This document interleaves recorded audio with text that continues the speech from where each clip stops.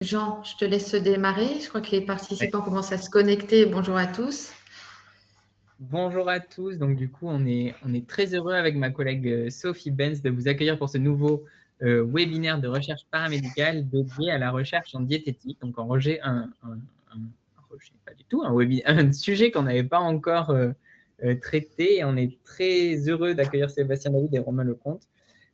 Sébastien David du CHU de Bordeaux et Romain Lecomte du CHU de Poitiers qui vont nous parler de leur projet de recherche. Alors, vous le savez peut-être si vous avez déjà participé à des webinaires, mais c'est très facile de poser des questions aux intervenants. Vous avez un onglet questions, tout simplement, dans lequel vous pouvez directement mettre vos questions et Sophie ou moi, on les rapportera à nos deux présentateurs à la fin de chacune de leurs interventions, certainement. Et puis, si vous avez des problématiques, n'hésitez pas aussi à mettre dans le chat, on essaiera de vous aider. Sophie, je ne sais pas si vous voulez ajouter quelque chose. Non, je suis très heureuse de revoir, d'accueillir des diététiciens. C'est vrai que c'est la première fois qu'on accueille ces professionnels. Donc, je pense qu'il y a aussi pas mal de diététiciens connectés. Et voilà, on va commencer par Sébastien David du CHU de Bordeaux qui va nous présenter à la fois son parcours et son projet de recherche. Du coup, on vous laisse la main, Sébastien. Merci beaucoup à tous et bon webinaire. Bon webinaire. Merci. Donc moi, je suis Sébastien David, je suis diététicien au CHU de Bordeaux en hématologie. Après 15 ans dans les hôpitaux des armées, ça fait un peu plus de 11 ans que je suis au CHU de Bordeaux. La recherche, moi, j'avais déjà un petit peu mis le nez dedans, notamment dans le DU de nutrition clinique. Et en 2019, enfin un petit peu avant 2019, puisque j'ai eu l'appel d'offres interne du CHU en 2019, j'avais pu commencer à préparer ce projet de recherche qui s'appelle Gagne, dont je vais vous parler aujourd'hui.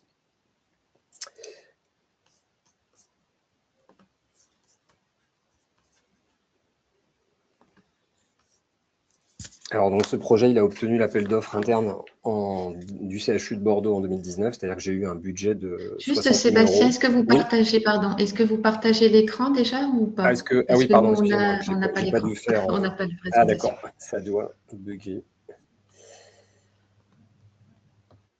On m'avait dit écran complet, ça marchait mieux. Est-ce que là, vous voyez? Est-ce que vous voyez mon écran? Oui, c'est bon? Oui, parfait. Voilà, donc ce projet de recherche a obtenu l'appel d'offres en 2019, l'appel d'offres interne au CHU, puisque le CHU de Bordeaux promeut chaque année un paramédical. Et donc, c'était en 2019. Donc là, l'étude est finie, elle est envoyée, prête, en demande en tout cas pour être publiée. Donc ça a mis quand même du temps, parce qu'il y a beaucoup d'étapes en tout cas pour arriver à tout ça, pour arriver jusqu'à la publication. Il y a les inclusions, il y a toutes les étapes préliminaires dont je pense que Romain va vous parler également. Donc moi, je vais vous parler très rapidement du projet. Donc il s'appelle Gagne, greffe autologue et nutrition entérale. Quelques définitions avant déjà de parler de l'étude. Déjà savoir au moins ce que c'est un lymphome et un myélome. Donc travaillant en hématologie, le lymphome, c'est un cancer qui prend naissance dans les lymphocytes. Un type de globule blanc qui fait partie du système immunitaire. Ces cellules anormales se multiplient de manière incontrôlée et forment des masses, autrement dit des tumeurs. Celles-ci peuvent se développer dans les ganglions lymphatiques ou autres organes, comme l'estomac, le poumon, la peau, le cerveau ou encore la moelle osseuse. Le myélome, c'est un cancer de la moelle osseuse qui affecte les plasmocytes, un autre type de globule blanc responsable de la production d'anticorps anormaux, ce qui affaiblit le système immunitaire et endommage les os. Donc, c'est des traitements qui sont lourds. Faut savoir que pour le myélome, il y a ce qu'on appelle une induction. Donc, c'est des chimios qui ne sont pas très, très costauds, avec de l'immunothérapie aussi combinée, qui vont se faire en hôpital de jour pendant à peu près 6 mois. Et en fin de première ligne, si le patient est éligible en première ligne thérapeutique, c'est-à-dire la première série de traitements, le patient peut bénéficier, s'il est éligible, c'est-à-dire que s'il est assez jeune, s'il est en bon état de santé, etc., il va bénéficier d'une autogreffe. Alors, en soi, l'autogreffe, ce n'est pas le traitement, c'est surtout ce qu'on appelle une intensification des traitements. C'est une plus grosse chimio qui s'appelle du melphalan. C'est une chimio qui va mettre le patient en aplasie et qui va rester à peu près 3 semaines hospitalisé en hématologie, en chambre stérile. Et l'autogreffe permet en réalité de sortir plus vite d'aplasie, c'est-à-dire de récupérer des défenses immunitaires plus vite. L'autogreffe n'est pas le traitement. Le gros traitement, c'est l'intensification avec le melphalan. Bon, après, des fois, on peut avoir d'autres traitements par la suite, hein, notamment une allogreffe, c'est assez rare dans le cadre des myélomes. Pour les lymphomes, c'est des chimios un peu plus conventionnels qui commencent généralement en hôpital conventionnel. Et les chimios qui suivent, généralement, se font en hôpital de jour. Ça, c'est ce qu'on appelle la première ligne thérapeutique. Donc, ça peut être des air-shops assez souvent. C'est des séries de chimios comme ça. Et on attend que les patients soient en rémission complète à l'issue de ces traitements. S'ils ne le sont pas, on peut proposer dans ces cas-là le même système, c'est-à-dire une intensification des traitements avec autogreffe. Donc là, c'est d'autres types de chimio. Là, c'est 5 à 6 jours de chimiothérapie qui vont mettre aussi le patient en aplasie. Et le protocole s'appelle BIM. C'est un mélange de chimio sur 5 jours, donc qui sont très, très costauds. Sinon, quand il y a des rechutes, comme c'est souvent et pour le lymphome et pour le myélome des maladies à rechute, mais très souvent on peut se retrouver aussi dans une deuxième ligne thérapeutique à proposer une autogreffe pour les patients éligibles dans le cadre des lymphomes. Assez rarement aussi, on peut aller vers des allogreffes et on a également des nouveaux traitements qui s'appellent les carticelles, donc c'est des choses qui peuvent être proposées également aux patients. Mais enfin, ça reste encore, en tout cas, cette autogreffe, un standard de traitement, en tout cas dans les hémopathies telles que le myélome et le lymphome. On sait qu'il y a à peu près 3000 autogreffes qui sont réalisées chaque année en France dans ces indications. Nous, on en fait à peu près 120 à peu près sur Bordeaux par an. C'est des procédures donc, particulièrement émétisantes qui donnent beaucoup de nausées, qui sont très délabrantes pour les muqueuses digestives, donc avec des mucites, vraiment des tubes digestifs qui sont très abîmés, et avec un fort risque d'anorexie et de malabsorption digestive, des risques aussi de translocation, c'est-à-dire des germes digestifs qui vont passer dans la circulation sanguine, et donc qui peuvent engendrer des bactériémies, et éventuellement des hospitalisations en réanimation, etc. etc. Donc on est sur des traitements très importants. Si on regarde un petit peu ce qui se dit au niveau de la nutrition, on dit que les sociétés savantes, hein, qui sont l'ESPEN et la Société française de nutrition clinique et métabolisme, ils recommandent, eux, la mise en place rapide d'une nutrition artificielle lors des greffes de cellules souches hématopoïétiques, que ce soit les autogreffes ou les allogreffes. Les allogreffes, c'est plutôt dans le cadre des leucémies, etc. Et c'est un greffon qui ne sont pas les cellules du donneur. Généralement, quand le tube digestif est fonctionnel, que ce soit l'ESPEN ou la SFNCN, ils recommandent l'utilisation d'un support nutritionnel par nutrition entérale. Et on sait qu'en effet, quand il y a de l'inflammation, etc., comme en réanimation, ça présente généralement de nombreux avantages comparativement à la nutrition parentérale par voie veineuse. Notamment, ça permet de maintenir la trophicité digestive, c'est-à-dire l'imperméabilité du tube digestif, mais également des notions de diminution du risque infectieux, la baisse des incidences des translocations bactérielles, c'est-à-dire justement moins de risque d'infection et un coût inférieur également. Donc c'est ce type de diagramme que tous ceux qui s'intéressent à la nutrition clinique connaissent. C'est les arbres décisionnels de la Société française de nutrition clinique et métabolisme, donc, qui disent lorsque le tube digestif est fonctionnel, il faut utiliser la nutrition entérale. Donc moi, quand je suis arrivé en hématologie en 2015, on faisait que de la nutrition parentérale pour les autogreffes. On essayait de coller au plus juste avec les recommandations et on a commencé à poser des sondes nasogastriques pour ces patients qui venaient pour des autogreffes. Et on s'est rendu compte que ce n'était pas si évident que ça. Faut savoir que pour les allogreffes, c'est déjà utilisé depuis des années en hématologie. Il y a même eu un gros PHRIP qui a été fait en France qui s'appelle l'étude NEFA. Et là, il comparait complètement la nutrition entérale, donc par son nasogastrique, versus la nutrition parentérale par voie veineuse. Et les publications sont en cours. Il n'y a pas eu de grandes avancées, mais il n'y aura pas de recommandations en tout cas à l'issue, mais on voit quand même qu'il y a quand même moins de risques au niveau infectieux. Il y a quand même des choses qui se sont dites lors de cette étude. Simplement, pour les autogreffes, la tolérance n'a jamais été étudiée au cours de ces autogreffes de cellules souches hématopoïétiques.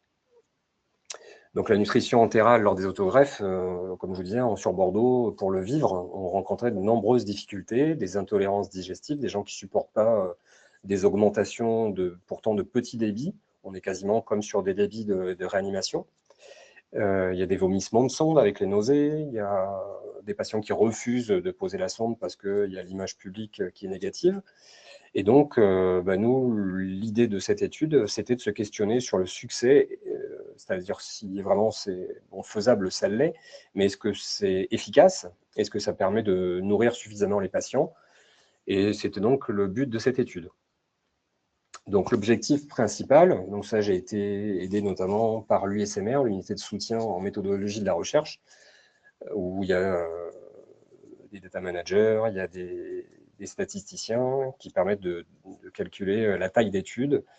Donc l'idée, c'était d'estimer le succès de la nutrition entérale dans le contexte des autogreffes de cellules souches hématopoïétiques, avec plusieurs objectifs secondaires qui sont souvent liés à la nutrition entérale, notamment est-ce qu'il y a des facteurs de succès associés à la nutrition entérale dans le contexte des autogreffes. On peut regarder aussi, on peut se poser la question de voir comment évoluent les apports aussi bien péros par la bouche que la nutrition entérale, et est-ce que ça permet de couvrir ses besoins. Et également de décrire, d'observer chez les patients qui bénéficient d'une autogreffe de cellules souches les causes d'échec de la nutrition entérale, comment évolue l'albuminémie, l'évolution du poids et donc l'évolution de la force musculaire, et donc de regarder en gros l'état, le statut nutritionnel, est-ce qu'on arrive à le maintenir durant ce type de traitement. On s'est posé aussi la question du nombre de bactériémies, le type de germes, est-ce que c'est plutôt des germes qui sont digestifs? Est-ce qu'on a eu un effet plutôt protecteur quand les patients étaient uniquement sous nutrition entérale, ou si il y a eu plus d'infections quand ils ont été nourris par nutrition parentérale. Toujours dans les questions d'infection, parce que souvent les transferts en réanimation chez nous, c'est lié à des infections, et on s'est posé la question du nombre de transferts en réanimation, notamment regarder si les patients qui avaient été nourris en nutrition par voie veineuse avaient plus de probabilité d'arriver en réanimation. Et les questions de durée d'hospitalisation, on pensait qu'il y aurait une diminution, en tout cas quand les gens avaient été alimentés uniquement sous nutrition entérale. Donc c'est une étude de cohorte bicentrique, il y a le CHU de Bordeaux qui était le promoteur, et également le CH de Bayonne, le CH de la Côte Basque. Initialement, les inclusions étaient prévues à 200 patients, donc c'était prévu 140 sur Bordeaux et 60 sur Bayonne, et finalement ça a été 180, puisque Bayonne, il y a eu beaucoup de difficultés pour la mise en place de l'étude. Donc on a demandé même une prolongation d'1 an pour finir les inclusions sur Bordeaux. La procédure de la recherche, donc c'était une nutrition entérale prophylactique, c'est-à-dire que dans le cas des autogreffes, on ne se pose pas trop la question de savoir si les patients vont manger assez ou pas, on a déjà la réponse. On sait déjà qu'ils vont avoir besoin d'un support nutritionnel, c'est-à-dire soit d'une nutrition entérale ou parentérale. Donc nous, on a toujours fonctionné comme ça sur Bordeaux. On met en place, dès l'arrivée quasiment du patient, une sonde nasogastrique. On réalise un contrôle radio pour voir comment la sonde nasogastrique est positionnée. Et on démarre suivant un protocole adapté au conditionnement. C'est-à-dire qu'on ne fait pas tout à fait les mêmes protocoles pour les melphalans et donc les myélomes. On sait que la toxicité est moindre. On monte un peu plus vite au niveau des calories. Et on le fait beaucoup plus lentement sur les BIM, où on sait que le tube digestif est encore plus impacté. Le protocole, une fois qu'on est arrivé à en gros 1500 calories, c'est adapté aux apports péros du patient. C'est-à-dire que si le patient mangeait beaucoup, ce qui est très très rare, on pourrait être amené à diminuer par exemple le débit pour couvrir uniquement les besoins nutritionnels des patients. Alors, on est plutôt, généralement, les apports par la bouche, vous le verrez tout à l'heure, on n'a pas grand-chose. Concernant les critères d'inclusion, c'était tous les patients qui étaient atteints d'un myélome ou d'un lymphome, qui étaient hospitalisés pour donc un BIM dans le cadre des lymphomes et un melphalan dans le cadre des myélomes. et qui pouvaient bénéficier d'une nutrition entérale, affiliés à un régime de sécurité sociale et qui avaient donné leur consentement. Les non-inclusions, tous les patients qui, dès le départ, ne souhaitaient pas avoir de nutrition entérale, on ne les a pas inclus, puisqu'on aurait eu du mal à évaluer cette supériorité ou infériorité de la nutrition entérale. Tous les patients qui présentaient une contre-indication absolue ou relative à la nutrition entérale, tous les problèmes digestifs, les fistules digestives, une hémorragie digestive en cours, les malabsorptions, etc., on ne pouvait pas les inclure, bien entendu. On fait rarement des autogreffes quand il y a ce type d'autres problèmes. Et donc, il a été question du critère de jugement principal, donc pour évaluer le succès de la nutrition entérale. Souvent, en nutrition clinique, on se dit qu'il faut essayer d'au moins atteindre les 2/3 ou 70% en tout cas, que les apports couvrent au moins 70% des besoins. Donc, c'est ce qu'on a fait. Dans les apports énergétiques totaux, il y a tout ce que mangent les patients, les apports PEROS, la nutrition entérale et également les solutés éventuellement de glucosés parce qu'ils ont pas mal d'hydratation et souvent ça peut être fait aussi avec des glucosés, des fois avec du NaCl ou parfois avec des glucosés, ce qui apporte malgré tout un petit peu de calories. Et les besoins énergétiques qui étaient évalués pour les patients. On a dit que les patients qui seraient en échec également de la nutrition entérale, c'est tous les patients qui n'auront pas reçu suffisamment de nutrition entérale pour compenser la baisse des apports. Donc tous les patients qui sont en dessous de 70%. Les patients qui perdent la sonde parce qu'ils la vomissent, parce que on va voir qu'il y a plusieurs facteurs qui peuvent faire qu'ils perdent la sonde avant la sortie d'aplasie, c'est-à-dire quand ils récupèrent des défenses immunitaires et qu'ils sortent d'hospitalisation. Et ces patients qui perdent la sonde et pour qui il n'est pas possible de la reposer dans les 24 heures qui suivent, parce qu'ils vomissent trop, parce que. Les patients pour qui la SNG a dû être retirée ou la nutrition stoppée et qui ne pouvaient pas être reprise plus de 2 jours avant la sortie d'aplasie.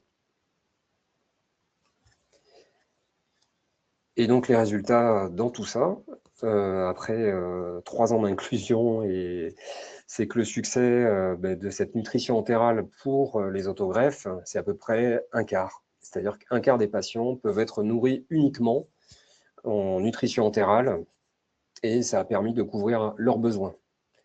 Ça veut dire que 75% à un moment donné ont eu un switch. On a dû passer de la nutrition entérale par sonde nasogastrique à la nutrition parentérale par voie veineuse. Et il y a une grande différence, mais on s'en doutait un peu, c'était prévu dans la taille de calcul d'études. On sait que pour les BIM, les chimios étant beaucoup plus fortes, le succès il est moindre, il est de 16,45%, et pour les melphalans, pour les myélomes, il était de 32,20%. Donc c'est-à-dire à peu près 1/3 des patients qui gardent la sonde et cette sonde est efficace pour les nourrir suffisamment. Alors, pour vous donner un ordre d'idée, comme ça on voit un petit peu mieux aussi comment évoluent les apports PEROS durant une autogreffe. Donc là, c'est dans le cadre des BIM, c'est le traitement les plus costauds. Si on compare, là c'est exprimé en pourcentage de couverture des besoins durant l'hospitalisation. Donc les hospitalisations qui peuvent être longues. Donc en gris, vous avez toute l'évolution en pourcentage de la couverture des besoins. Donc vous voyez que les apports de ce que mangent les patients, ça diminue très vite pour arriver aux alentours de 25, voire des fois 15%, 10%, pendant entre le 5e et le 10e jour. Et la nutrition entérale dans tout ça, dans les BIM, ça marche un peu, mais pas trop. Donc pour couvrir au moins 70% de leurs besoins, ce n'est pas très évident. Et la nutrition entérale, même avec la meilleure volonté du monde, on a du mal à couvrir en tout cas au moins les 2/3 des besoins. Ça veut dire qu'on va avoir besoin d'un recours à une nutrition parentérale. Et dans le cadre de cette étude, ça permet quand même d'arriver à quand même un petit peu mieux couvrir en tout cas les besoins des patients. Concernant les melphalans, la toxicité est un peu moindre, mais on voit quand même que les apports, pareil, ça baisse. Ils ont du mal à s'alimenter, et ça c'est tout à fait attendu et logique entre la fièvre, les nausées, les mucites. Donc ça c'est quelque chose qui était connu. Et la nutrition entérale fait un petit peu mieux que lors des BIM, mais vous voyez que la couverture en moyenne des besoins n'est pas non plus exceptionnelle. Et donc pareil, on a besoin d'un recours à de la nutrition parentérale à un moment donné pour éviter que les patients se dénutrissent énormément. Alors les causes d'échec pourquoi ils n'arrivent pas à supporter cette sonde nasogastrique. Il y a plusieurs choses, hein. Il y a les patients pour qui on n'a pas pu poser la sonde. Alors, il y a soit des échecs de pose. Les échecs de pose, c'est quand même souvent des patients qui ne sont pas très motivés au départ pour la pose de sonde nasogastrique et finalement qui se disent non, ça fait trop mal ou on n'y arrive pas. Il y a ceux qui vomissent la sonde aussi avant de démarrer la nutrition, donc ça c'est dès le premier jour, ou les patients qui demandent à retirer la sonde une fois que c'est posé. Donc on a quand même pas mal d'échecs, hein, puisque déjà il y a, si vous regardez au total, c'est 43 patients sur 200 hein, qui avaient accepté la pose de sonde et finalement pour qui on n'a pas pu la poser. Et il y a tous ceux qui la perdent en cours de route. Donc, il y a ceux qui les vomissent, il y a ceux qui demandent le retrait parce qu'à un moment donné, c'est insupportable pour eux. Parce que quand on a une mucite et qu'on a l'œsophage très abîmé, la sonde, ça fait mal. Et donc, il y a des choses qui peuvent être compliquées, en tout cas, durant ce parcours. Mais voilà, c'est souvent des problèmes d'intolérance. C'est soit il y a eu un vomissement, ils ont vomi la sonde, et également tous ceux qui demandent le retrait parce que c'est insupportable de garder cette sonde. Alors, les statuts nutritionnels, est-ce qu'on arrive finalement, on sait de toute façon que c'est un facteur le risque nutritionnel pour les autogreffes BIM et Melphalan, il est évalué à 3 sur 3. Donc, on sait par avance qu'ils auront besoin d'un support nutritionnel, c'est-à-dire soit une nutrition entérale et parentérale, et on sait qu'il y a une grande partie qui va quand même se dénutrir malgré tout. Parce que des fois, on parlait des difficultés à mettre en place la nutrition entérale, et parfois, on en a aussi énormément à mettre de la nutrition parentérale. Donc, on n'est même des fois pas très efficace non plus avec la nutrition parentérale. Ça veut dire qu'au total, hein, vous avez, en termes de pourcentage de dénutrition à l'admission, les patients non dénutris, au total, ils sont 80% et 50%, 52,1% quand ils repartent. Donc, notamment pour les BIM, hein, si on regarde, vous aviez 77 qui n'étaient pas dénutris et il n'y en a plus que 42 quand ils repartent à la maison, avec souvent des dénutritions plus sévères. Et pareil pour les Melphalan, dans une moindre mesure, ils sont quand même moins dénutris que les lymphomes. Dans les complications, enfin on s'était posé la question en tout cas des risques infectieux et la durée d'hospitalisation, les transferts en réanimation. Là, il n'y a pas de choses flagrantes hein, que les patients aient eu ou pas de la nutrition parentérale. C'est assez documenté. On se dit que généralement, quand on fait de la nutrition par voie veineuse, on a plus de risques infectieux et la durée d'hospitalisation est plus longue. Là, en l'occurrence, on a un jour de plus qui n'est pas significatif. Les transferts en réanimation, on en a même eu plus pour les gens qui n'ont pas eu de nutrition parentérale. Et les infections, et c'est à peu près équivalent, en tout cas que ce soit des germes digestifs ou non dans les deux groupes. Donc on n'a pas de fait majeur, en tout cas, retrouvé dans cette étude. Voilà ce que je pouvais vous dire aujourd'hui sur cette étude. Donc c'est une étude qui est en cours de demande de publication au niveau de l'ESPEN. Donc peut-être dans 5-6 mois, quelque chose comme ça, en fonction des reviewers. Merci à vous.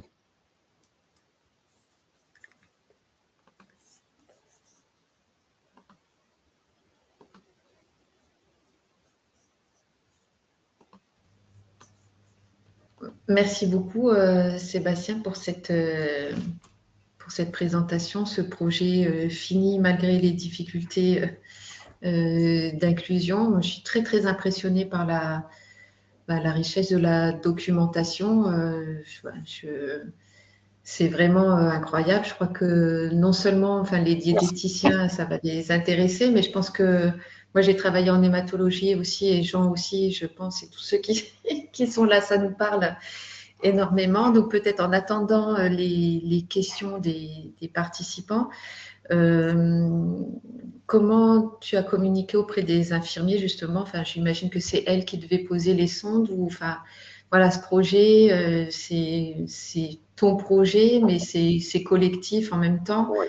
Et comment étaient mesurés les apports, les AET, là, parce que j'imagine, du coup, il faut être vraiment très, très précis et distinguer la part Alors des nous, choses. c'est des choses qu'on a mis en place sur Bordeaux depuis 2017. À partir du moment où on a commencé à faire de la nutrition entérale, on fait partie des soins critiques.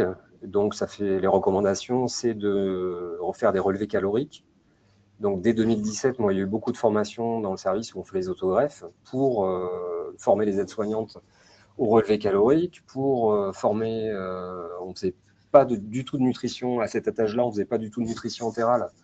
Donc, il faut vaincre les réticences au départ des infirmières, etc. Mais ça faisait déjà plus de 2-3 ans qu'on faisait déjà de la nutrition entérale dans ces services. Donc, finalement, ça, c'était préliminaire à l'étude. C'est plus après, justement, une fois qu'on a débuté et qu'on a commencé à faire de la nutrition minérale, qu'on a vu les difficultés à le mettre en place, quoi. Poser une question? Oui. Oui, du coup, toi, Romain, tu as la parole. Tu peux intervenir. Bien sûr. J'ai posé quelques questions dans le chat, mais alors, concernant justement la méthode de calcul des ingestats, là, Sébastien, vous avez procédé comment? C'était sur le dépistage à l'entrée de la dénutrition, le rappel des 72 heures, ou c'était un rappel des 24 heures? C'était comment? Ah non, c'est fait au jour le jour. On a des relevés caloriques au jour le jour, repas par repas. D'accord. Et donc, en fait… On est soins critiques, donc finalement, comme en réanimation, normalement, on doit avoir finalement ces tracés. Et nous, c'est fait directement sur notre logiciel DXCare. Les aides-soignantes rentrent tous les jours les ingestats qui sont… alors, il y a une feuille d'ingestat. On a une feuille avec… si le patient mange le plat en entier, ça fait tant de calories, etc., avec les moyennes de nos plats proposés sur le CHU. D'accord. À partir du moment en fait, où elle le rentre dans le logiciel, il y a un calcul qui est fait à côté, quoi, c'est ça? C'est elles qui le font, le calcul. OK. Mais elles ont Et une alors feuille, un équivalent. ça, en termes d'adhésion à ce processus-là, vous n'avez pas eu de problème? Non, ça c'était fait déjà en amont. Hein, donc, mais par contre, ça a été un travail à faire à partir du moment où j'ai dit on fait de la nutrition. Enfin, c'est vrai que quand on a mis en place la nutrition entérale dans le service, c'est sûr qu'il fallait absolument qu'il y ait ça derrière, parce qu'on ne peut pas faire de nutrition. Excusez-moi, j'ai raccroché. J'avais un appel. On ne peut pas faire de nutrition clinique. Enfin, c'est difficile de jauger ce qu'il faut mettre en nutrition entérale si on n'a pas la possibilité de voir ce qu'ils prennent Péros, quoi. Ouais, donc en fait, au jour le jour, vous réajustez la nutrition entérale en fonction des apports de la veille, c'est ça? Oui, on a tout au jour le jour, mais de toute façon, il ne faut pas trop se poser la question. Les apports Péros, à un moment donné, ils sont très très bas. Hein. Donc, si on arrive déjà, c'est au maximum qu'on passe de la nutrition entérale. Généralement, on essaye de faire le maximum, c'est-à-dire 1500 ou 2000 calories par la nutrition entérale. Ce qui n'est pas toujours évident non plus. Ok, merci. Et alors, juste une autre question. Du coup, quand on voit tout ça, si j'ai bien compris, il y a finalement quand même plus de 50% des gens qui ne toléraient pas la nutrition entérale, c'est ça? Ou qui l'ont mal tolérée? Alors, c'est pas une histoire de tolérance, c'est surtout tous ceux qui en C'est-à-dire qu'ils l'ont global, soit hein, revomi, qu'ils l'ont soit voulu arrêter, enfin, ce genre de choses. Ouais. Ah oui, c'est très délicat. En fait, la vraie question qui se posait, la question sous-jacente, c'est que si on suit les recommandations de la SFNCM, ils vous disent si le tube digestif est fonctionnel, il faut faire de la nutrition entérale. La vraie question, c'est ce qu'il est réellement fonctionnel, par exemple dans les BIM ou dans les autogreffes. Vu les atteintes des muqueuses digestives, c'est la vraie question. Et alors, juste, je me posais moi une question en termes de tolérabilité justement de la sonde et de son acceptation. Pourquoi ces patients, alors on pourrait très bien essayer de réfléchir à comment améliorer cette tolérabilité. Je n'ai pas d'idée, mais on pourrait y réfléchir, c'est une question. Et l'autre, ce serait pourquoi pas proposer une gastrostomie pour ces patients? Parce que c'est une hospitalisation qui est courte, c'est une vingtaine de jours. Ouais. C'est 20 jours, voire un mois, mais voilà, c'est des hospitalisations quand même Donc assez je comprends courtes. effectivement dans les recours, on nous dit si c'est supérieur à 4 ou 6 semaines, il faut prévoir la gastrostomie. Mais Là, est-ce que là, on n'aurait pas un taux plus important comment dire, pas d'observance, mais finalement de tolérance de la nutrition entérale? C'est une question que je te pose, j'en sais rien. On ne peut pas faire une gastrostomie pour une vingtaine de jours ou pour un mois, quoi. Ça fait Ouais, tu rajouter penses ça pas? en plus. Ouais. Ouais. Alors, Et j'ai la question de peur, pardon. tolérabilité. Pardon, ouais. Oui, c'est justement, ça rejoint dans le chat, là, il y a pas mal de Oui, questions justement en lien avec la tolérance, etc.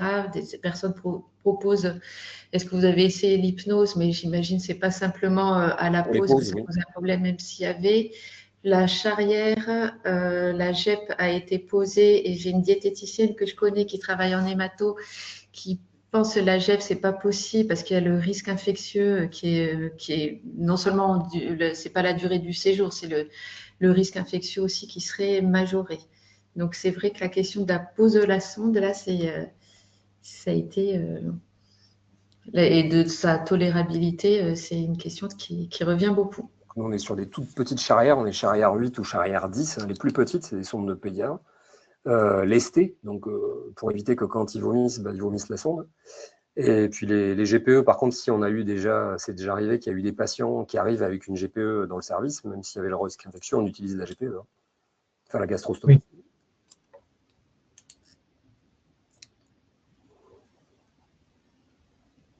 Ok. Il y avait aussi des questions sur les difficultés. Est-ce qu'il y avait eu des difficultés à recruter dans dans le deuxième centre? Et est-ce qu'il avait été envisagé plus de centres au départ ou pas? Non, c'était une étude bicentrique. Et alors, c'est pas tellement des problèmes d'inclusion dans le deuxième centre, ça a été des problèmes. En fait, ils faisaient très peu de nutrition entérale à Bayonne, et les infirmières, là, pour le coup, il y avait des réticences. Et donc, Fabien Pitmal, le diététicien sur place, a eu beaucoup de mal à avoir des suivis corrects. Enfin, et au bout d'un moment, ils ont jeté l'éponge, quoi. D'accord. Ok. Bon, vous avez aussi beaucoup de messages de merci pour ce travail, de félicitations. Merci. Peut-être une dernière question ou remarque avant la proposition complètement différente de Romain Lecomte. Après cette étude, d'après ce qui me semble, finalement, vous voyez même chez les personnes qu'on a pu nourrir par nutrition entérale, il n'y a pas tant de différence en termes de durée de séjour ou de risque infectieux. Quel est votre sentiment, finalement, vous, après toute cette étude concernant, même si on voit logiquement les recommandations de la société savante, est-ce qu'il faut continuer à voir comment on pourrait absolument les nourrir de façon entérale ou finalement, enfin, je ne sais pas. Quel est votre point de vue en tant que clinicien? Moi, je pense que c'est deux systèmes qui vont se compléter, mais on insiste nettement moins. Les gens qui refusent la sonde, on leur dit pas c'est bien, etc. Enfin, voilà, s'ils acceptent la pose d'une sonde, on se dit que c'est pas mal, mais on va pas forcer les patients. Enfin, on n'a jamais forcé, ceci dit, mais on insiste encore moins qu'avant parce que, voilà, au bout d'un moment, si c'est que de la parentérale, c'est de la parentérale. En revanche, ça peut avoir une utilité parce qu'on ne fait pas de la nutrition parentérale en même temps que les chimios. Donc, sur les BIM, vu que c'est que 5-6 jours de chimio, s'ils décrochent très rapidement au niveau alimentaire, au moins, s'ils ont la sonde, ça permet quand même de les alimenter au moins au début, même s'ils ont la sonde 10 jours. C'est 10 jours où ils n'ont pas eu une nutrition parentérale. C'est ce qu'on se dit aussi. Donc, ce n'est pas deux solutions qui s'opposent. C'est plutôt, on essaye de faire comme les recommandations. Et s'il y a un échec de la nutrition entérale, on passe sur de la parentérale. Finalement, on en revient de toute façon au diagramme, mais l'efficacité, en tout cas, elle n'est pas si simple que ça.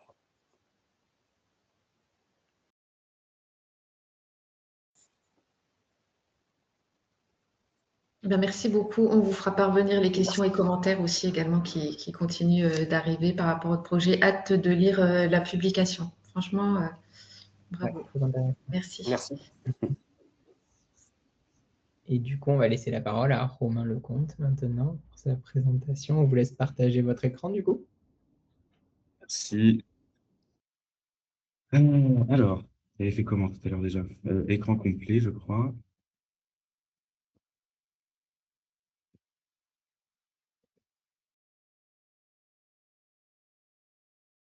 Là, vous voyez le diapo? Oui. Allô? Oui, c'est bon. Ça En plein marche. écran, on le voit. Là, Là, on le c'est voit bon? en plein écran. Ouais. Oh, je ne sais pas pourquoi, par contre, je suis ici. Hop, là. Bien. Bon, en parallèle, des fois, vous me verrez lever les yeux parce que du coup, j'ai mis le mode présentateur sur un autre écran. Alors, moi, je vais vous parler d'un projet de recherche. Donc, c'est pour l'instant un projet pour lequel on a obtenu un financement, mais qui n'a pas encore démarré. Donc, ce qui est bien, c'est qu'avec aujourd'hui, finalement, avec les présentations que vous avez eues, il y aura un projet de recherche qui a abouti et qui arrive à la publication, et un projet de recherche qui en est encore à obtenir un dernier aval, celui du CPP. Je vais en parler un peu après. Donc, nous, ce projet de recherche, ça va concerner les patients qui auront bénéficié d'une chirurgie bariatrique. Et donc, vous avez le titre et l'acronyme là sur l'écran, impact sur la force musculaire d'une supplémentation combinée en protéines et en leucine dans le cadre d'un programme d'activité physique adapté pendant 6 mois après une chirurgie bariatrique. Alors, comme l'a souligné du coup Sébastien, c'est pas un travail qu'on fait tout seul, effectivement. Là, j'ai listé quelques-unes des personnes qui ont beaucoup contribué à ce travail, et notamment, alors je sais pas si, non, là, j'ai pas de pointeur, mince, notamment Aurélien Maca, qui est enseignant d'activité physique adaptée et qui est co-investigateur du projet. Alors, moi, mon parcours, brièvement, diplômé en 2007 d'un BTS diététique, je suis arrivé au CHU de Poitiers en 2012, directement sur le CSO. Sur le CSO, c'est le Centre spécialisé de l'obésité, il y en a une quarantaine en France. Voilà, et puis, bon, c'est toujours quelque chose un peu qui m'a intéressé, de faire de la recherche, et j'ai pu, en 2023, enfin, bénéficier de la formation des 40 heures et bénéficier d'un accompagnement comment dire, assez musclé, assez bien fourni de la part du CHU. J'ai pu donc, avec donc l'équipe de méthodologie, les coordonnateurs de la recherche paramètres, mes collègues aussi, on a proposé une première lettre d'intention pour ce projet en septembre 2023. Elle avait été acceptée. Ensuite, on avait rédigé le protocole en entier, qu'on avait soumis, qui avait été retoqué. On a eu des remarques, des reviewers. Et certaines des remarques, on les a prises en compte, d'autres non. Bien sûr, à chaque fois, on a justifié. On a reproposé donc lettre d'intention et de nouveaux protocoles et accepté cette fois en juillet 2025. Là, donc c'est tout récent. Comment est né ce projet? Tout d'abord, on regarde, faisant connaissance à la fois, en fait, hein, c'est la rencontre entre la pratique clinique et la veille bibliographique, hein, grosso modo. Alors là, très simplement, dans les recommandations concernant les apports en protéines, on nous dit qu'il faut que ces patients aient 60 grammes de protéines par jour minimum. Alors, ça vaut ce que ça vaut, à vrai dire. En fait, cette recommandation, elle repose sur une constatation qui revêt un niveau de preuve quasi nul. Et certaines sociétés savantes comme l'ESPEN, elles, recommandent carrément d'avoir des apports en protéines, enfin de faire en sorte que nos patients aient des apports en protéines de 2,1 grammes de protéines par kilo de poids idéal par jour. On peut aussi discuter le fait de raisonner en termes de kilo de poids idéal, qui finalement est un concept plus mathématique que physiologique, quoi. Bon, quoi qu'il en soit, on verra un petit peu plus tard, mais pour ceux qui travaillent auprès de patients ayant bénéficié d'une chirurgie bariatrique, il n'y en a pas beaucoup qui arrivent à atteindre 60 grammes de protéines par jour. Alors, 2,1 grammes de protéines par kilo de poids idéal, c'est inespéré. Et puis, concernant l'activité physique, donc, il est recommandé il est recommandé un niveau d'activité physique de 150 minutes par semaine, de niveau modéré à intense, la MVPA dans la littérature anglo-saxonne. Et c'est souligner quand même l'intérêt de cette activité physique, alors à la fois parce que ça pourrait favoriser un peu plus la perte de poids, mais ça c'est très discutable. En revanche, par contre, ça va permettre de prévenir, enfin ça va permettre, à l'heure actuelle en tout cas, on considère que ça va permettre de prévenir la sarcopénie, et il y a quand même des éléments qui soutiennent ce point-là. Donc voilà, on a un peu déjà les ingrédients du cocktail qu'on cherche à tester ici, à savoir une supplémentation nutritionnelle et l'activité physique. Concernant le reste du constat, donc là, si on va regarder ailleurs que dans les recommandations, alors il n'y a pas toute la littérature ici présentée, bien sûr, hein, mais je vous en présente, on va dire, les premières qui ont contribué à nourrir ce projet. Concernant la nutrition, les apports sont bien souvent insuffisants à 1 an. Hein. Il y a entre 25 et 75% des patients qui n'atteignent pas les 60 grammes de protéines par jour. Et puis donc, tout bêtement, moi au départ, hein, je me disais que je vais supplémenter ces patients, je vais leur donner de la poudre de protéines et puis on verra ce que ça donne. Bon, en fait, ça avait déjà été fait dans une étude qui était bien faite, hein, Schollenberger. C'est une étude randomisée, contrôlée en double aveugle. Et en fait, ils s'aperçoivent que, à la rigueur, les patients qui sont supplémentés en protéines, ils perdent peut-être un peu plus de gras, mais concernant la masse maigre, ce n'est pas significatif l'effet. Donc, c'est plutôt contre-intuitif d'ailleurs. Mais voilà, en tout cas, ça ne permet pas de préserver la masse maigre. Et puis, donc, il y a eu des revues de littérature hein, qui disent qu'effectivement, c'est pas tranché, quoi. Supplémenter en protéines seulement, ça n'a pas l'air d'aider à mieux préserver la masse maigre ou la force ou quoi que ce soit. Concernant l'activité physique, il y a un constat, alors qu'il y a l'étude est la science, hein, c'est bon, en 2010, qui retrouve, lui, c'est dans une cohorte américaine, qu'il y a 5 à 10% des patients opérés d'une chire qui atteignent le niveau d'activité physique recommandé. Voilà, je ne vais pas rechercher trop de littérature plus récente, on ne doit pas être loin de ça, encore à l'heure actuelle.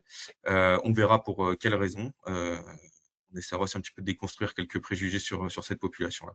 Et puis, ce qu'on constate aussi, c'est que le renforcement musculaire, le gold standard un peu dans la littérature, ce serait de proposer du renforcement musculaire 3 fois 1 heure par semaine.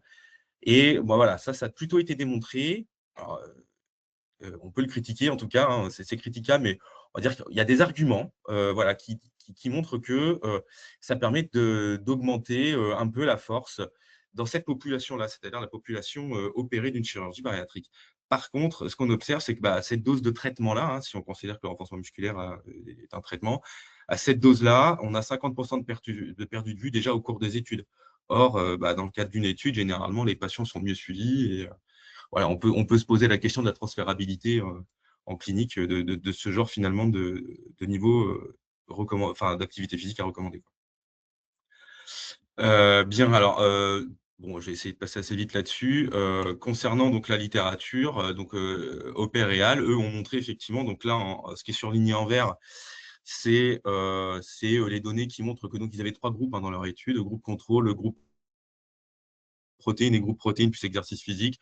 On voit que dans le groupe protéines et exercice physique, il y a une augmentation de la force des membres inférieurs, force rapportée sur la masse maigre. On définira un petit peu tout à l'heure ce que c'est que la masse maigre. C'est statistiquement significatif. On est sur un effectif plutôt modeste, mais bon, il retrouve quand même un effet. Par contre, dans l'encadré rouge en dessous, sur la masse maigre en elle-même, on n'observe pas de conservation de la masse. Voilà. Et en fait, les auteurs dans l'étude, dans la partie discussion, disent qu'en fait, ils ont probablement observé une meilleure innervation du muscle et pas nécessairement une augmentation de la force qu'on pourrait qualifier de pérenne dans le temps. Et puis, dans d'autres littératures, si on s'intéresse juste au renforcement musculaire, il y a une revue de littérature, une revue systématique de Belisha, qui travaille aussi avec Jean-Michel Opère, qui, elle, retrouve une augmentation de la force qui est statistiquement significative, bien qu'il y ait un intervalle de confiance qui aille au-delà de 1, enfin, qui traverse la valeur 1, on va dire. Par contre, en ce qui concerne les changements, la préservation de la masse maigre, là, ce n'est pas significatif du tout. Bon, donc à partir de là, on peut se demander, voilà, est-ce que c'est pérenne? Qu'est-ce qu'on mesure vraiment quand on mesure une augmentation de la force comme ceci? Bon. Concernant l'évolution de la composition corporelle, ce qu'on voit donc, c'est que ça bouge très vite. Les patients qui sont opérés d'une chirurgie bariatrique, ils vont perdre du poids rapidement, hein, ça on le sait tous.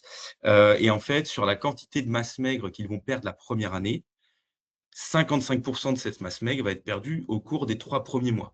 Donc, il y a vraiment une perte qui est très rapide, très importante.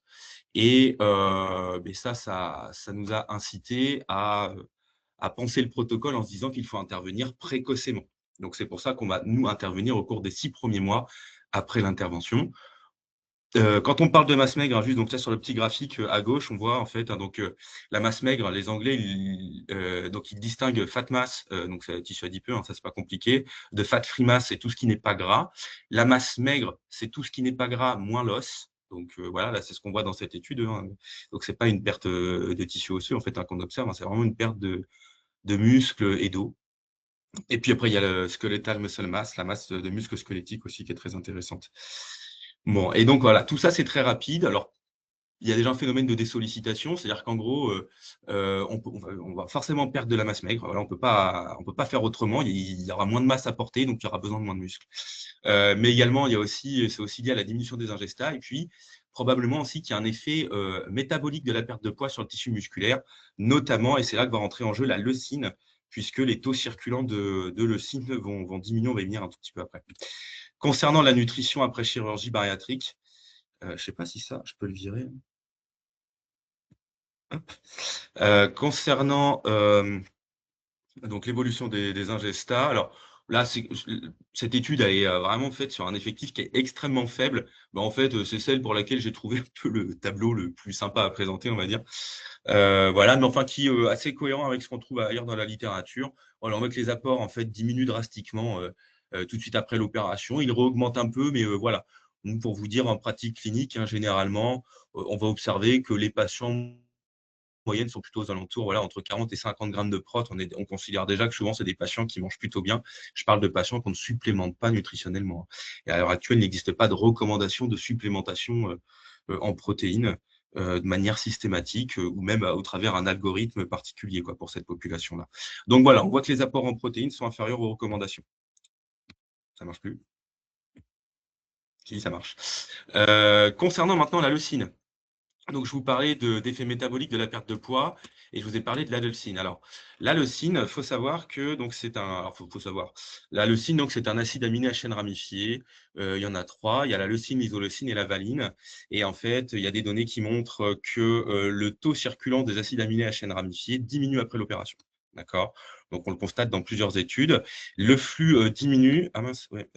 Le flux diminue et donc, alors, je suis désolé, j'ai pas de pointeur là, mais alors, hop, là, sur le graphique qui est en bas à droite, on voit en fait, donc il y a le taux, enfin le flux de leucine et l'oxydation de la leucine qui diminue après l'opération. Or, bah, ça pourrait être pertinent de réfléchir à l'idée de. Alors, parce que donc c'est vrai, là, je ne le dis pas dans le diapo, pardon. La leucine, elle intervient, elle va stimuler la voie de synthèse de la masse musculaire. Bon, pour faire simple, elle va stimuler la voie mTOR, on dit. Et donc, bah, le constat suivant étant que si le taux de leucine diminue, ça pourrait expliquer pourquoi on va moins synthétiser de muscle et que ça pourrait finalement entraîner une balance défavorable du turnover protéique musculaire. Donc voilà, c'est ce que ces graphiques-là ont tendance à montrer. Également aussi, Rigamonti, ils ont montré que le taux de leucine circulant, il est corrélé au niveau de faim déclaré et au niveau de satiété déclaré des patients qui ont participé à cette étude, ainsi que au taux circulant de peptide Y et de GLP1. Donc, peptide Y et GLP1, c'est des entérohormones hein, qui sont sécrétés dans le cadre de la digestion des aliments. Et le GLP1, normalement, vous avez dû en entendre parler. Je pense que c'est à l'heure actuelle la cible thérapeutique médicamenteuse dans le cadre de la maladie obésité la plus utilisée, quoi. Donc, globalement, cette corrélation, elle indique que plus le taux de leucine il est élevé, plus le taux circulant de GLP1 est élevé. Pareil pour le PY, et puis pareil pour la satiété, c'est-à-dire que plus le taux de leucine est élevé, plus les gens ont tendance à déclarer qu'ils sont rassasiés. Également, la leucine, on compte l'utiliser en tant que, pour potentialiser, on va dire, l'effet des protéines avec lesquelles on veut supplémenter nos patients. Et là, c'est ce que ce graphique de Schwarzschild nous montre. Il compare en fait sur le taux de synthèse de fibres musculaires, l'effet d'une supplémentation en whey versus une supplémentation en whey plus leucine avec des proportions différentes. Et eux, en fait, ce qu'ils voient, c'est que il calcule et mesure qu'une supplémentation avec 5 grammes avec 5 grammes de leucine plus 6 grammes de whey, c'est équivalent à 25 grammes de whey en termes d'effets anabolisants sur le muscle. Bon, et alors, est-ce que ça a déjà été testé finalement dans la littérature de supplémenter des patients avec de la whey et de la leucine? La whey, je précise, c'est de la poudre de lactosérum. Le lactosérum, c'est le petit lait en fait qui est ensuite déshydraté. Alors, est-ce que ça a déjà été testé? Donc, dans la littérature, ça a été testé dans des populations qui ne sont pas la nôtre. Hein. C'est souvent en gériatrie en fait que c'est testé. Donc là, c'est ce que montre Chang et al. On voit une augmentation en fait. Là, en l'occurrence, c'est une méta-analyse, une amélioration de la masse, même sans activité physique, et de la force, uniquement s'il y a activité physique chez des patients qui ont été supplémentés avec de la whey et de la leucine. Chez Verizon, on est dans une population clinique un peu comme la nôtre, alors peut-être des sujets un peu plus âgés, c'est 80 sujets obèses avec un âge supérieur à 60 ans, et pendant 13 semaines, ils ont bénéficié d'un régime hypocalorique qui consistait à réduire les apports caloriques de 600 calories par jour, avec du renforcement musculaire 3 fois par semaine. Et en plus de ça, donc, ils étaient supplémentés avec un complément nutritionnel oral. Il faut savoir que ça ne se vend pas en France, mais il y a des compléments nutritionnels oraux de type de laboratoire Nutricia qui, par exemple, proposent des CNO type crème à boire enrichie en leucine. Voilà, ça ne se trouve pas en France, malheureusement, mais ça se trouve en Italie, par exemple, en Allemagne aussi. Et bien là, ils ont observé, donc, alors les CNO, c'était à hauteur de 10 fois par semaine, c'est-à-dire c'est pas forcément 2 fois par jour ou 1 fois par jour, c'est 10 fois par semaine. Et donc voilà, ils ont observé finalement une moindre perte de masse, que ce soit la masse maigre appendiculaire ou même la masse maigre des jambes. Et c'était significatif. Et puis là, bon, le dernier, Kamanjani, donc c'est une étude pilote. Je le mets quand même parce que bon, bah, ça a le mérite d'exister, quoi, mais ça reste une étude pilote qui est non contrôlée, enfin, donc oui, forcément non randomisée, quoi, puisqu'elle est non contrôlée. Voilà, c'était sur 16 femmes seulement en situation d'obésité sarcopénique. L'obésité sarcopénique, c'est une situation clinique où en fait on a des patients qui ont un excès de tissu adipeux et une altération. Alors, en fait, non, une altération de la composition corporelle, c'est-à-dire soit trop de tissu adipeux, soit pas assez de masse maigre, soit les deux. Hein, c'est ça l'altération de la composition corporelle. Il faut qu'à ça soit associé une force musculaire en dessous d'un certain seuil ou une fonctionnalité musculaire en dessous d'un certain seuil. Donc, la force, s'il y a des diètes ou des infirmiers ou des médecins, vous savez, plus souvent, on le mesure avec une grippe. La fonctionnalité musculaire, c'est plutôt avec le lever de chaise. Voilà. Bon, et bien là, voilà, donc quand ils ont, grâce à ces critères-là, déterminé des patientes en situation d'obésité sarcopénique, ils les ont en fait soumises à un régime à 1000 calories par jour. Donc là, on peut dire que c'est à peu près cohérent avec ce que des patients mangeraient dans le cadre d'une chirurgie bariatrique. Ils les ont supplémentés avec 18 grammes de whey et 4 grammes de leucine. Et donc, ils se sont aperçus au fur et à mesure que là, c'était leur force qui avait augmenté. Bon, est-ce qu'on mesure vraiment un effet du traitement ou un effet lié au temps du fait de la prise en charge? Je ne sais pas. Mais en tout cas, cette étude existe quand même. Bien. Alors, bah, là, je commence à vous parler de la force. La force, comment elle évolue en post-opératoire? L'évolution de la force après l'opération, elle diminue sans intervention.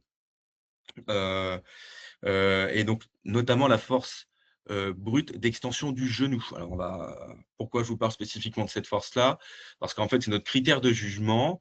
C'est notre critère de jugement parce que dans la première étude dont je vous ai parlé tout à l'heure de Jean-Michel Opère, quand il conclut qu'ils observent une augmentation de la force, en fait, c'est sur la force des membres inférieurs. Voilà, donc c'est pour ça qu'on a nous aussi voulu se baser là-dessus. Et puis l'augmentation de la force d'extension du genou, hein, la FEG, là, elle est prédictive du succès pondéral à 36 mois. Donc, on se dit voilà, que c'est quand même quelque chose qui, cliniquement, peut correspondre à une réalité intéressante pour nos patients.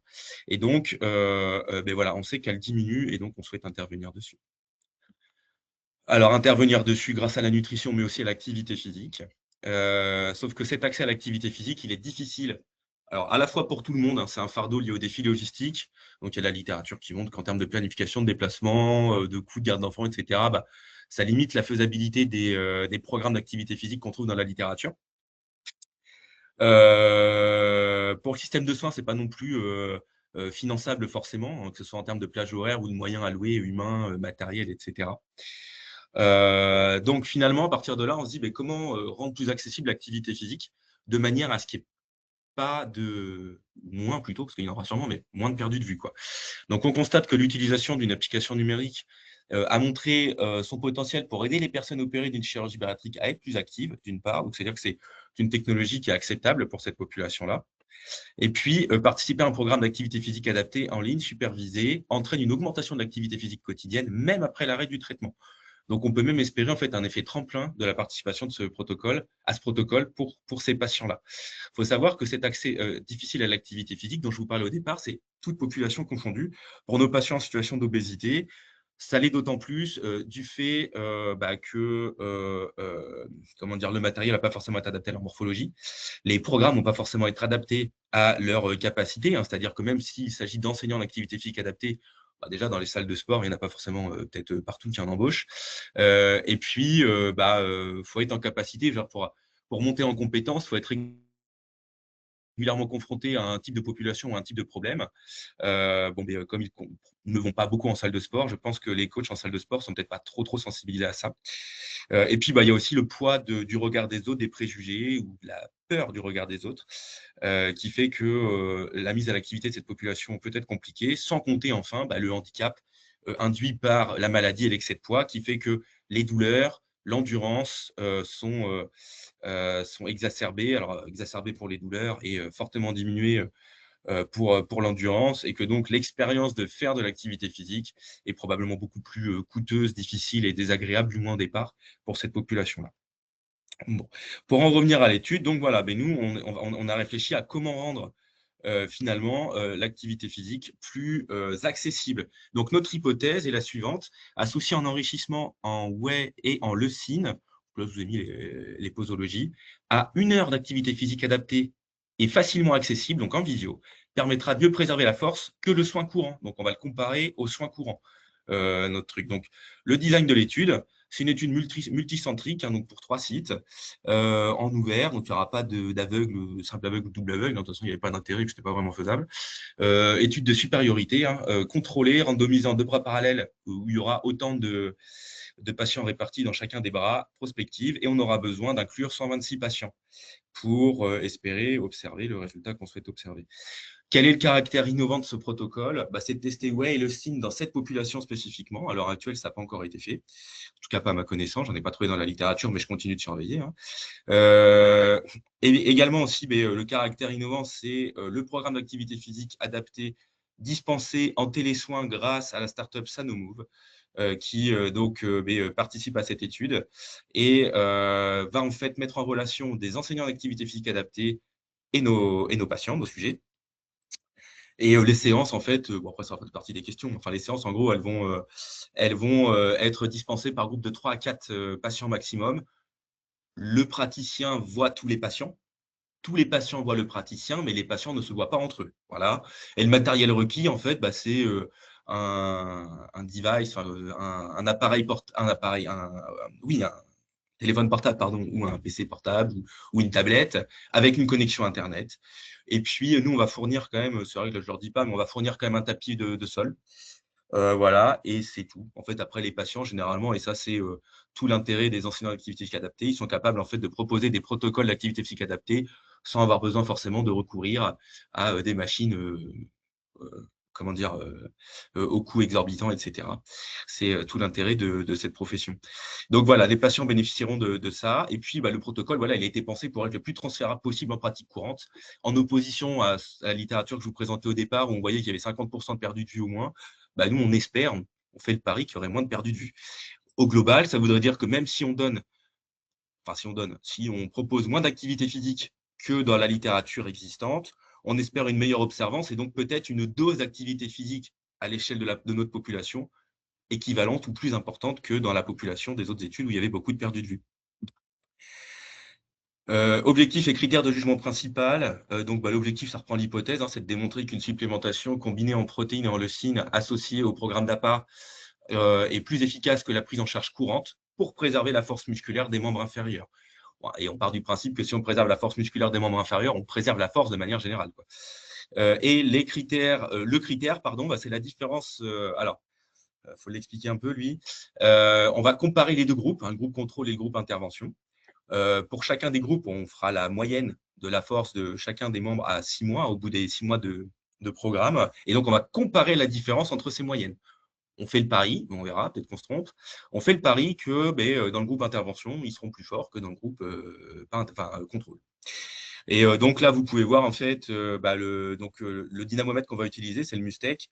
Donc c'est un dynamomètre, on va exercer une force compressive. Et donc vous voyez ici comment le soignant et le patient devront se positionner. On a fait en sorte aussi de standardiser la mesure, de faire en sorte que la force de l'examinateur n'est pas à entrer en compte dans la mesure de la force maximum. Voilà. Après, ce choix je vous fais part aussi de nos réflexions, tant qu'on y est. Ce critère de jugement, en fait, il est possiblement discutable parce qu'en fait, rapporté au poids, généralement, la force, elle s'améliore un peu. On commence à voir, au moment où j'écrivais le protocole, la littérature n'était pas sortie à ce sujet, la littérature est sortie après. La force aurait peut-être tendance à s'améliorer, mais ce n'est pas le cas chez tous les patients. La force rapportée au poids, finalement, pourrait peut-être s'améliorer, mais ce n'est pas le cas chez tous les patients. Et ça pourrait être en fait discuté avec la sarcopénie. On ne sait pas trop déterminer encore qui est vraiment sarcopénique ou pas, et notamment après chirurgie bariatrique. Il y a des données qui montrent qu'il y aurait entre 8 et 23% de patients en situation d'obésité sarcopénique après la chirurgie bariatrique. Voilà, mais donc voilà, ça veut dire qu'il y a une proportion de patients pour lesquels on s'attend à ce que la force ne s'améliore pas quand même, quoi. Et puis donc pourquoi aussi ce critère-là? Parce que donc le NGRIP, en fait, là dans la littérature, bien qu'il y ait des données, c'est toujours pareil, il y a des données un petit peu contradictoires, mais globalement la tendance c'est de dire que le NGRIP il évolue pas vraiment en post-opératoire. Et puis la fonctionnalité musculaire, même si nous on va le faire dans les objectifs secondaires, le lever de chaise, le STS5 et ou le 6 minutes walking test, le test de marche de 6 minutes, en fait, n'est pas vraiment modifié en post-opératoire.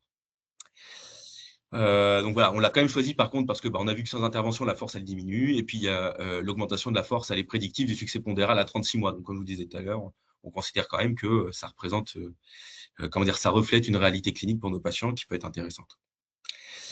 Bien, les retombées attendues, pardon. Alors, je suis allé un peu plus vite que les diapos.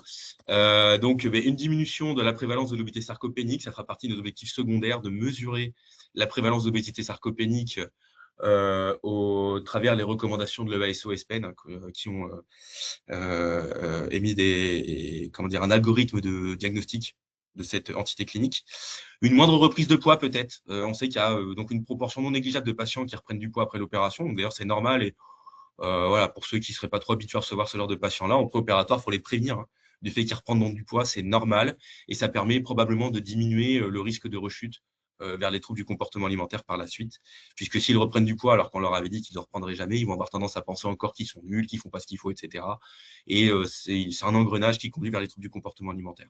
Donc nous, en tout cas, avec notre protocole, alors on ne s'attend pas à créer des miracles, mais si la composition corporelle est meilleure, on peut espérer une moindre reprise de poids parce qu'il y a une étude là, de Vinkeal qui retrouve une corrélation qui est moyenne, statistiquement, enfin qui est mathématiquement qui est moyenne avec un R qui doit être de Spearman à 0,33 à 0,32, enfin 325, mais corrélation donc entre la quantité de poids perdu et la quantité de masse maigre perdue.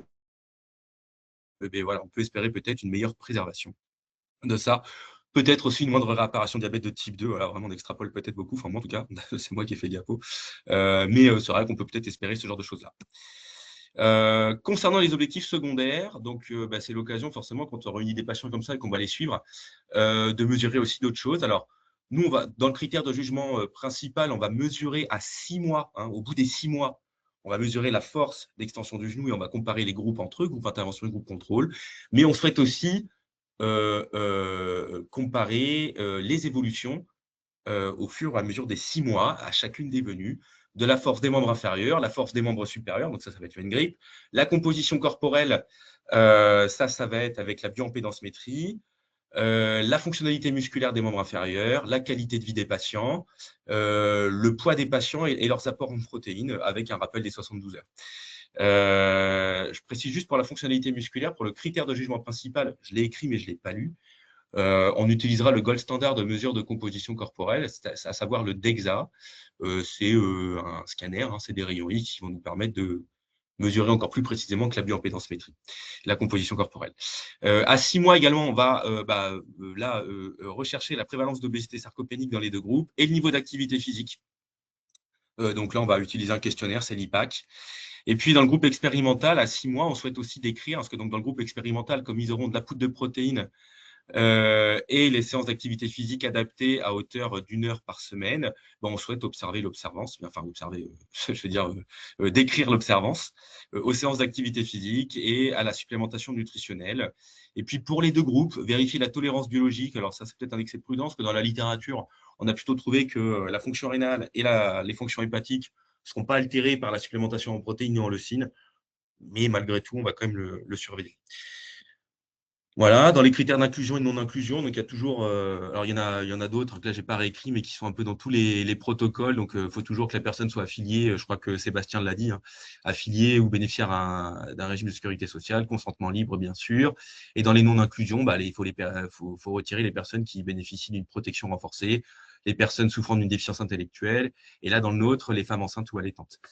Alors pourquoi les femmes enceintes ou allaitantes? Il y a le DEXA, c'est un rayonnement donc pour le fœtus. Même si a priori le risque est extrêmement faible, mais là, dans le cadre d'une recherche, on ne va pas le faire. Et ce qu'on fera pour limiter ce risque, malgré tout, parce que nos patientes peuvent tomber enceintes, même s'il est recommandé de ne pas tomber enceinte tout de suite après l'intervention, ça peut arriver. Et il y aura un test urinaire de grossesse qui sera proposé quand la DEXA sera mesurée, quand l'examen de la DEXA sera réalisé. Voilà, donc les critères de jugement, les critères d'inclusion.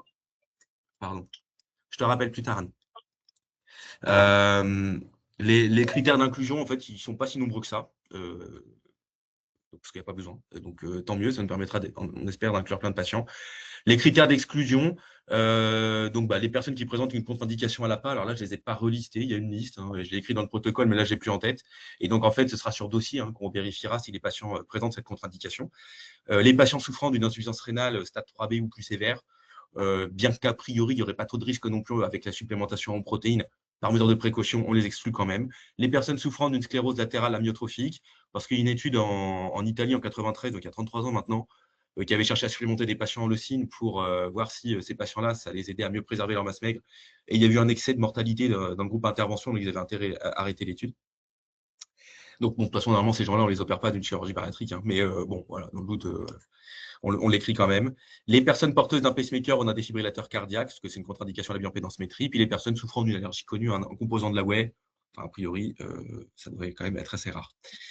Voilà. Bon, là, c'est peut-être pas hyper lisible, mais donc on a les examens qui seront réalisés à chacune des venues.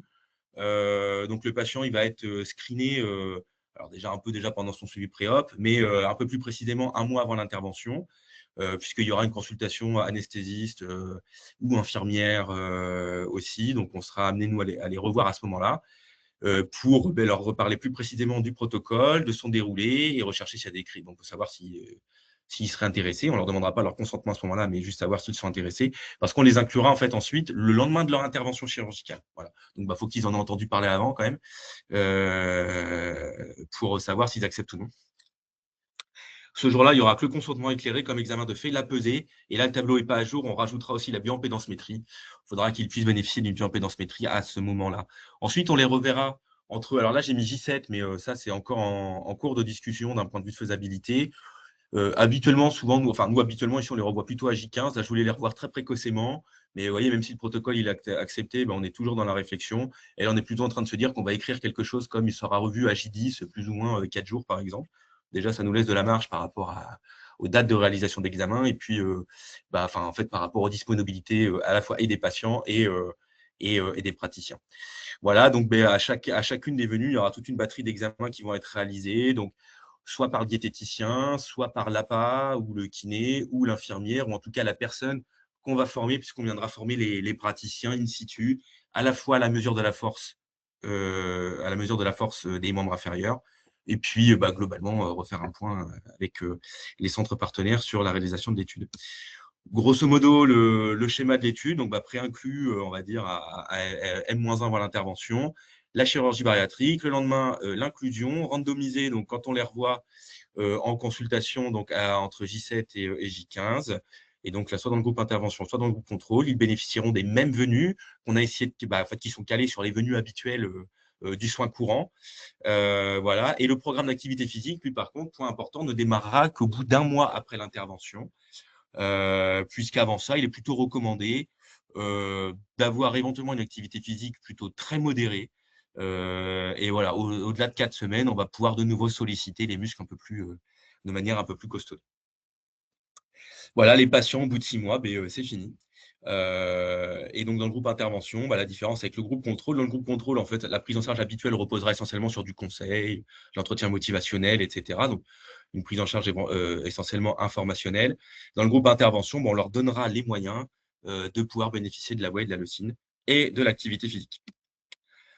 Voilà, le calendrier à venir. Donc là, il nous reste le CPP. Le CPP, c'est le comité de protection des personnes. Donc, c'est grosso modo le comité éthique. Il faut qu'on leur soumette le protocole. Là, il y a encore quelques petites écritures à voir avec les chefs de projet. Et puis, on recherche toujours aussi un centre partenaire. Donc, je vais laisser mon mail pro aussi. Si jamais vous seriez intéressé, vous pouvez en parler à vos médecins ou chirurgiens. Vous pouvez en parler autour de vous aussi également. Et à ce moment-là, m'écrire. Et puis moi, je vous enverrai en fait une petite enquête de faisabilité. Il n'y a rien de bien sorcier. Quand même, dans les choses très importantes, il faut quand même que votre centre puisse réaliser de la DEXA pour pouvoir, parce que c'est là-dessus que va être là-dessus va être calculé notre critère de jugement principal. Là, on a déjà rédigé un study protocole. Ça, c'est quoi en fait?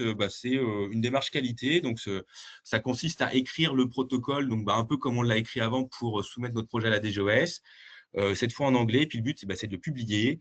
Et en fait, ça permet finalement, par la suite, que on puisse comparer ce qu'on avait dit qu'on ferait avec ce qu'on aura fait et publié à la fin. Donc, ça s'inscrit dans une démarche qualité. Voilà, il y aura une formation in situ, donc courant deuxième semestre, hein, on espère, dans les centres partenaires, avec un début des inclusions des patients, pareil aussi courant deuxième semestre, on espère, avec une fin d'inclusion, donc une inclusion qui va se réaliser sur 3 ans à peu près, enfin à peu près sur 3 ans, je crois que c'est 2 ans ou 3 ans, non, c'est 3 ans. Et donc, deuxième semestre 2029. Et puis, donc, une publication ensuite courant 2030. Donc, vous voyez, ce n'est pas pour tout de suite. Le projet, la première date d'intention, je vous disais au début, c'était 2023. Et s'il y a une publication, ce ne sera pas avant 2030. C'est à peu près là-dessus comptable, hein, pour l'instant. C'est un processus assez long. Et voilà. Bon, j'ai peut-être parlé un peu vite. Souvent, je parle vite. Mais écoutez, maintenant, vous avez, voilà, on va prendre le temps de répondre à vos questions. Merci.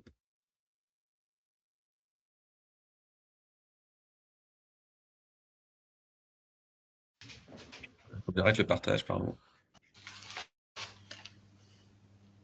Merci beaucoup, Romain. C'était très, très complet. J'ai beaucoup apprécié toute la partie problématique où on voit, enfin, ça aide à la fois pour ceux qui sont intéressés par la chirurgie bariatrique, les prises en charge, qu'est-ce qu'on peut tester de nouveau, etc. Mais aussi plus globalement, je pense, pour tous les futurs chercheurs ou quoi, pour voir comment on décortique un peu tous les éléments et on chemine dans le questionnement le meilleur et cliniquement et d'un point de vue scientifique pour poser une question. Donc, ça, c'était très chouette. Donc, bravo. Et il y a plein de questions très techniques qui sont arrivées dans le chat. Il y a des questions sur l'utilisation de la whey spécifiquement, mais peut-être que vous l'avez expliqué. Alors, une, c'est pourquoi la whey et pas la caséine, et l'autre, pourquoi pas le protifar. J'y connais rien, mais je vous livre. On veut bien des des clarifications quand même. Pardon? Je veux dire, on veut bien, on n'y connaît rien. Enfin, moi non plus, je rejoins Ouais. Sophie, voilà, mais on veut bien des Alors, explications. ça marche. Donc, dans le lait, en fait, il y a différents types de protéines, hein, voilà. Et l'intérêt de la whey, donc, c'est que c'est la poudre de lactose, c'est la protéine de lactosérum, et la protéine de lactosérum, elle est soluble. Du fait qu'elle soit soluble, quand on la digère, elle va passer très très vite dans notre sang et par conséquent, le taux sanguin de protéines laitières à ce moment-là, il augmente fortement et donc ça favorise l'anabolisme, tout simplement. D'accord? Donc ça, là-dessus, la littérature, elle est très claire. D'ailleurs, au passage, le protifar, alors, ça peut être un sujet d'étude, hein, par exemple, hein, en nutrition, hein, finalement. Alors, pour une population clinique particulière, hein, mais comparé, par exemple, alors on a cité Protifar, je vais citer Délical Poudre. Délical Poudre, c'est un peu plus de la poudre de lactosérum. On pourrait très bien imaginer une étude où, pour des patients dénutris dans un contexte particulier, on compare Protifar, qui est plutôt caséine, avec Délical Poudre, qui est plutôt poudre de lactosérum. Et on compare sur des. Après, il faut définir des critères de jugement. Est-ce qu'on veut des critères de jugement intermédiaires comme le poids, la masse, etc. Ou après des critères un peu plus durs comme la durée d'hospice, je ne sais pas trop, mais ça peut être des sujets. En tout cas, dans la littérature, la poudre de lactosérum, elle est clairement plus connue et pour favoriser l'anabolisme et donc l'anabolisme musculaire. D'où le choix.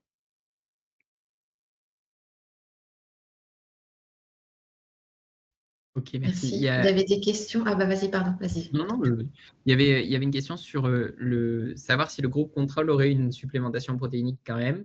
Si oui, en quelle quantité? Et dans la même foulée, comment est-ce vous allez pouvoir vérifier les ingestats des patients de manière fiable? Alors, ça c'est effectivement la question qu'on se pose tout le temps. Donc, déjà, il faut savoir que les ingestats, hein, que ce soit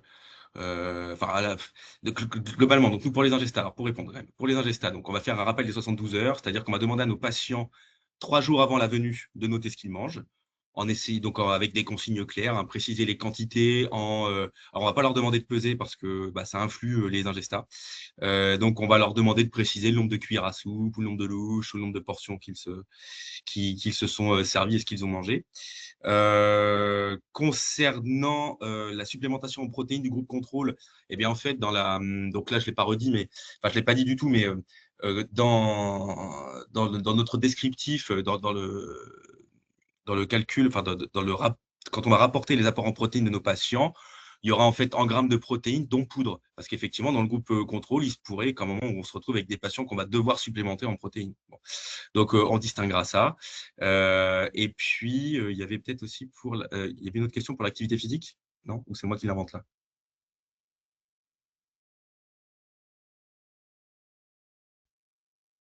J'entends pas. Jean, il faut que vous mettiez votre micro. Non, Il y a non, des là, vous questions aviez… sur l'activité Voilà, physique, il y a aussi des questions sur l'activité physique. Vas-y, Sophie. Non, mais là, Mais là, c'était juste. Ok, d'accord. mais ce n'était pas dans dans ce cadre-là, il me semble. Alors après, donc quand même, pour revenir un peu plus en détail sur comment on va enfin, voilà, comment on est sûr de mesurer ce qu'il mange, etc. Bon, en fait, on n'est jamais sûr. Alors, je dirais que déjà même en pratique clinique, bon, alors, bah, c'est peut-être là où c'est le mieux, comme Sébastien nous le présentait tout à l'heure. Si le recueil des ingestats d'un patient qui vient de manger, c'est recueilli tout de suite, etc. Bon, ben là, on a quelque chose d'assez fiable. Maintenant, en pratique clinique, en dehors de ça, pour des patients qui ne sont pas hospitalisés, bah, en fait, on n'a jamais quelque chose qui est à 100% fiable, donc il faut s'en rapprocher le plus possible. Et donc après, enfin, moi en tout cas, j'ai raisonné en termes de faisabilité. Soit je faisais qu'un rappel des 24 heures, c'est ce que je fais en pratique courante, mais le rappel des 24 heures, bah, c'est que 24 heures. Donc, c'est-à-dire que le lundi matin, quand j'ai des patients que je les interroge, on est sur le dimanche, bah, c'est pas forcément sur quelque chose qui est représentatif. Le rappel des 72 heures, ça va lisser un peu quand même finalement enfin, les variations qu'il peut y avoir dans leur mode de vie et qui peuvent impacter leur alimentation vont apparaître un peu plus. Et puis sinon, bah, les relever sur 7 jours, voilà, pour en avoir fait beaucoup, même en pratique clinique, en fait, en réalité, bah, c'est déjà pas très bien rempli, donc c'est assez long à reprendre avec le patient. Et l'observance, bah, voilà, enfin, je sais pas comment dire, l'observance, parfois, oui, c'est pas très bien rempli, quoi. Donc, on se retrouve à devoir gérer une quantité de données assez importante qui finalement est très peu exploitable. Donc, le rappel de 72 heures, ça m'a paru et ça nous a paru être le compromis, on va dire. Voilà. Mais vous avez raison, c'est pas 100% fiable.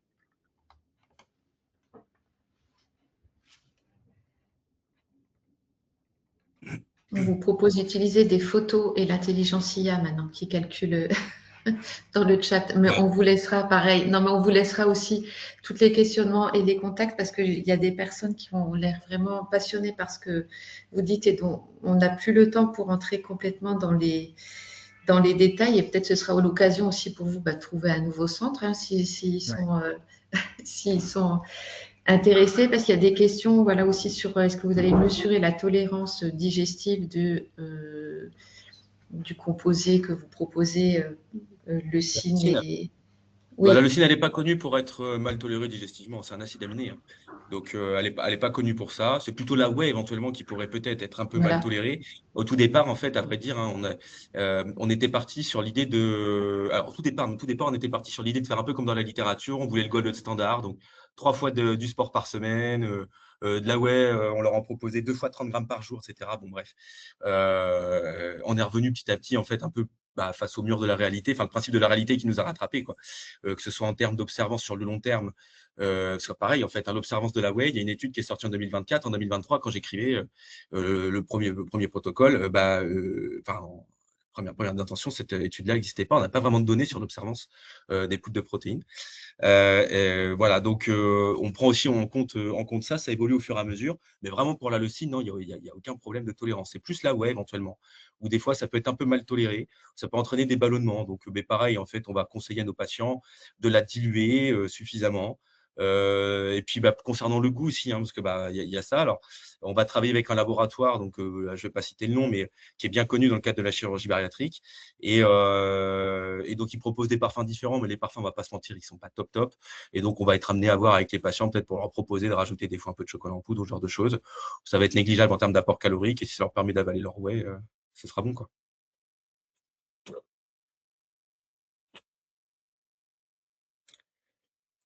J'ai bugué là ou… Non, merci. Il y Pardon. a une question, et je pense que celle-là, peut-être d'autres se la sont posées, je me la suis posée. Qu'est-ce que vous n'avez pas peur un peu pour le recrutement à venir concernant, puisque les nouvelles thérapies qui arrivent dans le traitement de l'obésité, est-ce que beaucoup de personnes est-ce que voilà, vous arriverez à atteindre le nombre de sujets nécessaires? Est-ce qu'il n'y a pas une baisse de recours à la chirurgie bariatrique? Et voilà, c'était Il y a une une baisse de question. recours à la chirurgie bariatrique, mais la chirurgie bariatrique est encore énormément proposée et encore énormément réalisée. En fait, alors il faudra voir, mais si les traitements médicamenteux viennent à être remboursés, bah alors là, oui, ça se peut que là, par contre, on ait beaucoup plus de mal à recruter. Malgré tout, même s'ils sont très efficaces pour l'instant, les traitements médicamenteux, il ne faut encore pas autant perdre de poids qu'une chirurgie. Parce qu'on a quand même des résultats très impressionnants, mais ça reste encore pas tout à fait pareil. Mais voilà, du fait que là, ils ne soient pas remboursés, non, là, tout de suite, maintenant, j'ai pas trop d'inquiétude. D'autant plus que je pense qu'ils ne vont pas être remboursés tout de suite ou pas pour une grande partie de la population. À mon avis, vu les finances publiques, ils vont réduire fortement l'accès à ça s'ils le remboursent. Ça ne va pas concerner tout le monde, quoi.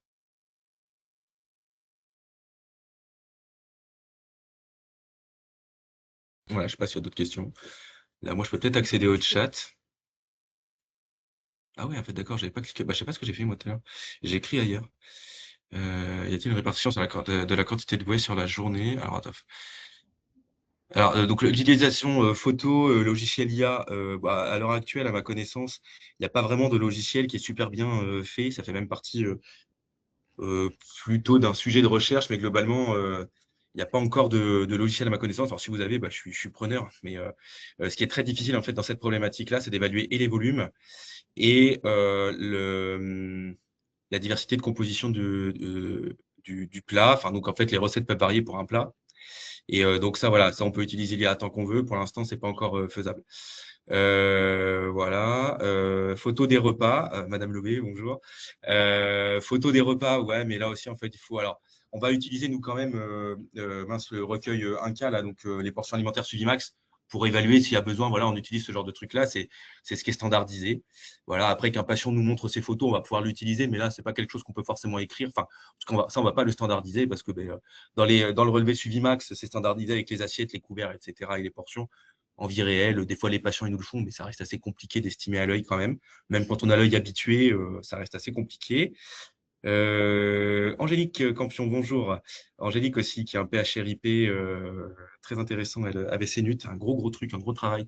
Est-ce qu'il y a une répartition de la quantité de whey sur la journée? On va leur recommander de la prendre. Alors, les jours où il y aura activité physique, le plus tôt possible après l'activité physique. Sinon, plutôt aux alentours de midi, en fait. Enfin, quelque part entre 10 et 15 heures, puisqu'il semblerait que ce soit là qu'on anabolise un peu plus.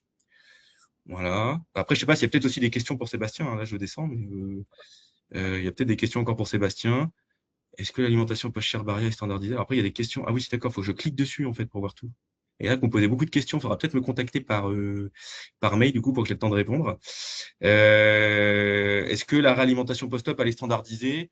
Bah ça fait partie effectivement des choses qu'il va falloir standardiser entre centres, bien que l'évolution des textures ne soit peut-être pas très impactante. De plus en plus, de toute façon, on va vers une évolution des textures qui est très rapide. Hein. Au tout début, en 2012, on disait faut rester mixé 15 jours et puis hacher 15 jours et puis etc. Il n'y a aucune raison de le faire, mais vraiment aucune. Et nous ici, on leur dit au bout de 3-4 jours, vous arrêtez de mixer et puis vous remâchez comme vous avez appris pendant la préparation. Comment on fait le choix des 3 centres? Là, en fait, on a déjà on a déjà un centre, on en cherche un autre. Et en fait, c'est fonction de la volonté du centre de participer et puis de la faisabilité. Donc, il faut que le centre il fasse au moins 50 chirurgies bariatriques par an. Il faut qu'il y ait diététicien ou diététicienne. Et il faut qu'il y ait d'ADEXA. C'est vraiment les critères les plus importants. Après, on envoie une enquête de faisabilité un peu plus précise.